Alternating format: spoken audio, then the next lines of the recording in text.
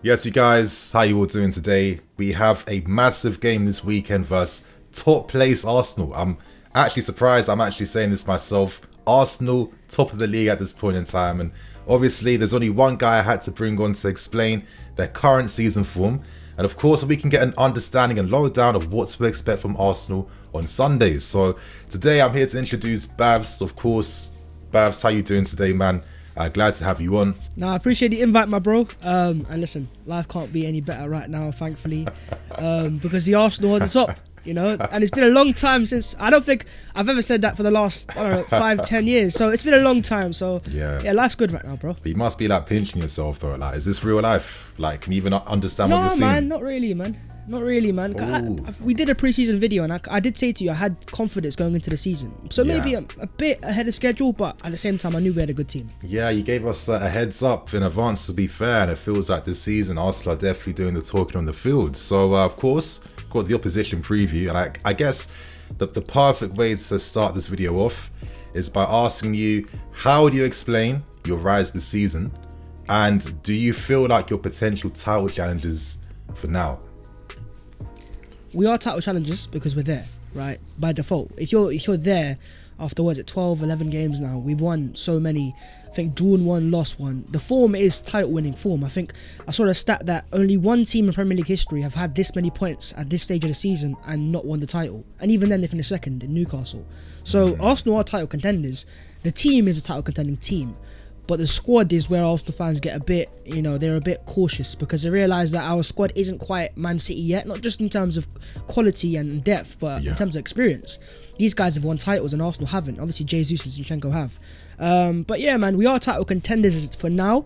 And then it's about getting to January after the World Cup, investing in the transfer window, making the right signings, and maybe if we're still there, then you never know. But right now, it's just moving silence. Okay, so out of curiosity, January window comes, what positions are you looking at to like further strengthen your cause? So I would have said number 6, but El Nenny's returned now, and even though he's not anywhere near Partey's level, he's a player that can do a job, right? He can do a job, especially with the rest of the players if they're fit as well. But I think a wide forward for Saka, because Nelson scored 2 goals in the last game, but if Saka gets injured or after the World Cup, if he's tired or whatever, you need rotation. So the 2 positions I'd say is a number 6 to back up Partey and a wide forward for Saka. Okay, so you guys looking at that Mudryk guy from Shakhtar. I think he's one of the favourites for you guys in January. I've seen the reports today, but I think he's too expensive. It's like 60, 70 mil. Yeah, they're asking for stupid money, to be fair. But okay then, so if you were confident during pre-season, so I guess Arsenal living up to your expectations. So I guess to move on to my next question, who is your most dangerous player that us Chelsea fans have to watch out for? For the Chelsea game, I don't know if Saka's fit, because Saka has been, I think, our most dangerous player. Obviously, that's Martinelli's been amazing as well. Odegaard's picked up form. Jesus has been fantastic. But with your fullback situation right now, and with Chilwell out, Reece James out on the left-hand side, especially, the right-hand side, where we got Martinelli for the left. I think that's the big threat because he's the one in form right now, and Martinelli's a player that he's just this season he's developed into a special player. And to be fair, that potential he's always had, he's living up to now. So we've got a lot of dangerous players, and even not just dangerous players going forwards, but even in midfield. Xhaka's a bit of a surprise. He's like he'll make these late runs into the box. So I'm not sure how good Chelsea are at marking the third man runs into the box. But if you're not, Xhaka will score, or at least get an assist. So I'd say the left hand side in particular, I'd go Martinelli and Xhaka. Actually, Xhaka's the one to watch, I'd say. Okay. I mean, he has been scoring a few important goals. He has been playing more box to box as well. Of course, having that Partey there holding gives a lot of license. I've always felt like Partey was like the key player for you guys, where he suffered so many injuries in previous seasons that it's hard to build that like consistency in midfield. But now that he's there marshalling things, I think he's been one of the most like underrated players in the league so far, actually, to be fair. 100%. So and especially that left hand side you guys have at Arsenal currently of Martinelli, Odegaard, Xhaka as well, and like Jesus drifts there as well. It's I mean, I can see why you guys are having a great start to the season. So I guess it moves on to my next question, and you kind of hinted at it already, but who is your most improved player this season? See, Xhaka, you could say straight away, because last season he didn't score as many goals, and fans have always underrated Xhaka as an Arsenal player. And yeah, I think it is Xhaka, to be honest. But then, there's other players that improved as well. I think Odegaard's getting a lot better. Partey, with just being fit and available, has been a better player. But even in fullback, Ben White keeps getting better. Ramsdale, I think, he still has his moments. I don't think he's a perfect goalkeeper, but he's there. But I think the two players I'd say to you that are really improving and just kicking on is Ben White and Xhaka. And Xhaka gets a lot of praise now because he scores goals. But Ben White, because he didn't score any goals, but he's got 2 assists this year. So getting forwards now as a right back, playing in a new position, I'd actually say Ben White.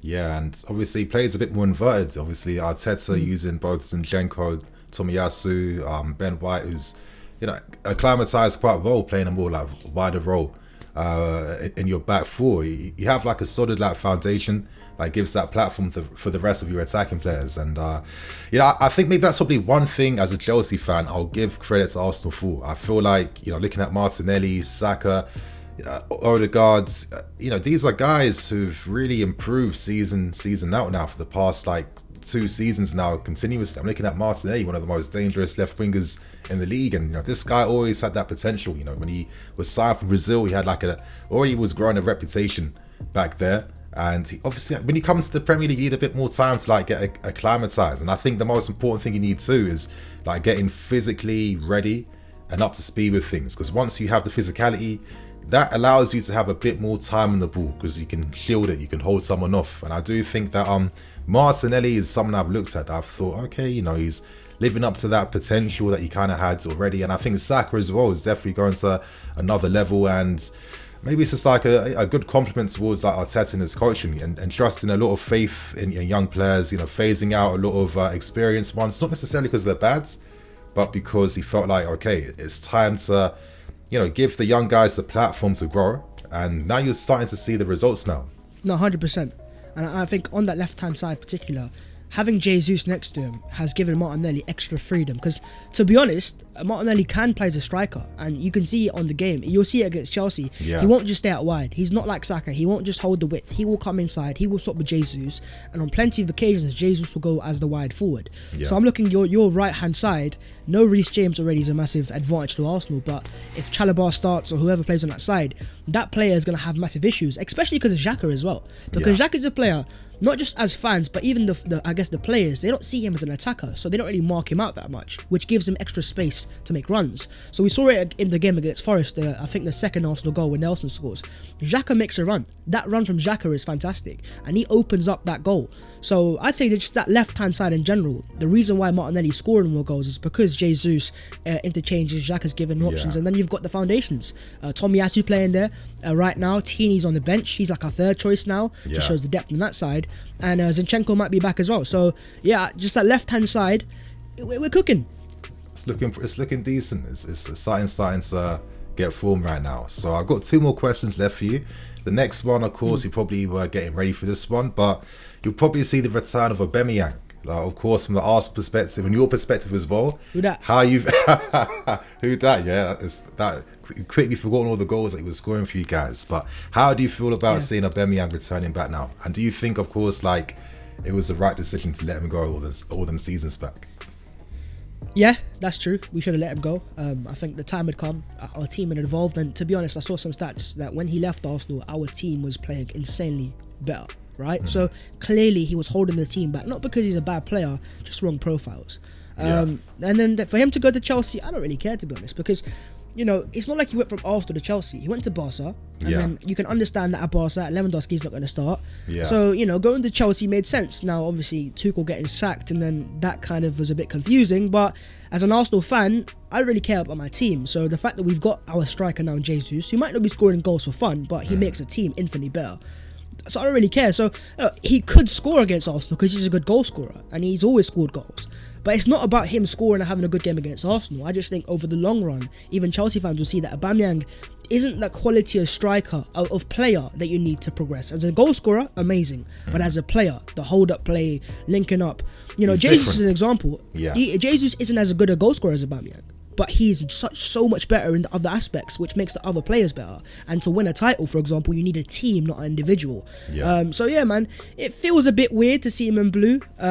But at the same time, you know, it is what it is. I've seen a lot of players from Arsenal go to Chelsea over the years. So at the same time, it's kind of used to it, isn't it? Yeah. You know, of course, we've seen like Jet go your way and a few other guys willing as well too. So I guess it is what it is naturally. And obviously, I agree with your point about Jesus. I mean, the guy's got 5 goals, 6 assists, and as he was saying, yeah, that goal that Martinelli scored versus Nottingham Forest, where he scored from the header, you know, that comes from situations where Jesus plays like that Benzema Real Madrid role back in the day, where he can like joke deep and allow like the wide forward to cut inside to get in them vacated areas. So it's looking promising, and you know, I do feel like we'll have some strategies against you guys in that game though. And before I even end my point, I think Aubameyang as well too. I think now Potter's starting to try to find a better use for him.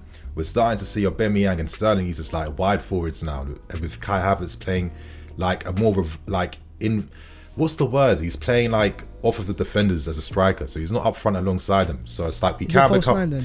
Yeah, I would say it's more false nine-ish, which like actual false nine. What not Tuchel false nine when he was never really a false nine. So he's like you're seeing a lot more to Havertz right now, and we got an attack where it becomes like a front three, and also off the ball becomes like a diamonds with Havertz on the top of the tip of the diamonds, and Sterling and Aubameyang like coming more in field. So it's looking quite promising in terms of the relationships now. So I guess to end things, of course, got to end things by asking you, what is your score prediction and how do you see this game going?